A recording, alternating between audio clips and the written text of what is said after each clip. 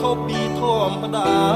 ធ្លាប់រីករាយប្រែមកសោកាកំព្រាកណ្ដោយកណ្ដែរតើមកពីអ្វីកែច្នៃឲ្យខ្ញុំចំបែងអង្គុយគិតតែឯង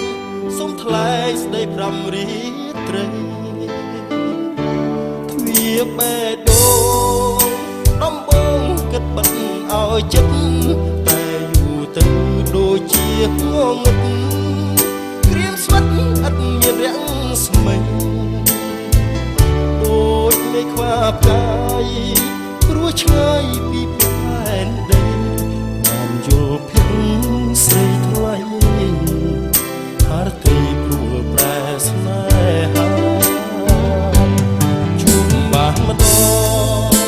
ក្នុងចិត្តបងបដូរផ្លាស់ដូចចង់មានម្ចាស់មកផ្សះផ្សាអរ៉ាគួរវាបេះដូងបំណងសូមក្តីមេត្តាព្យាបាលភាពឯកាជីវ៉ាដែលព្រៀមជួបម្ដងការក្នុងចិត្តគេងគិតហាក់មាននិស័យបើបងពិតជាគូពិសីជួបស្រីរួមជាគូក្រមយកចិត្តទាំងក្តីមកឆ្នៃគួរទ្វាបេះដូងសូមធ្នមផ្កាមួយតងនួនអងអងយកដេច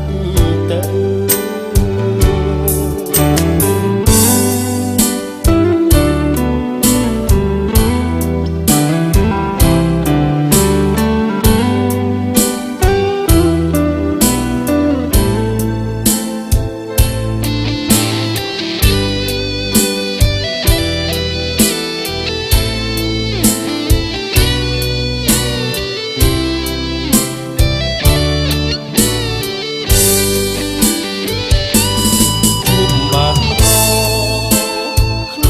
ចិត្តបងបដូរផ្លាស់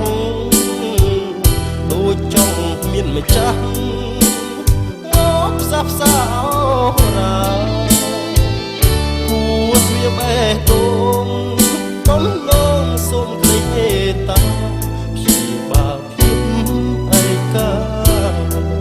ជីវ៉ាដែលព្រៀមជួបម្ដងការក្នុងចិត្តគេងគិតហាក់មាននិស័យបើបងពិតជាគូពិសីជួបស្រីរួមជាគូក្រមយកចិត្តទាំងក្តីមកឆ្នៃគួរទ្វាបេះដូ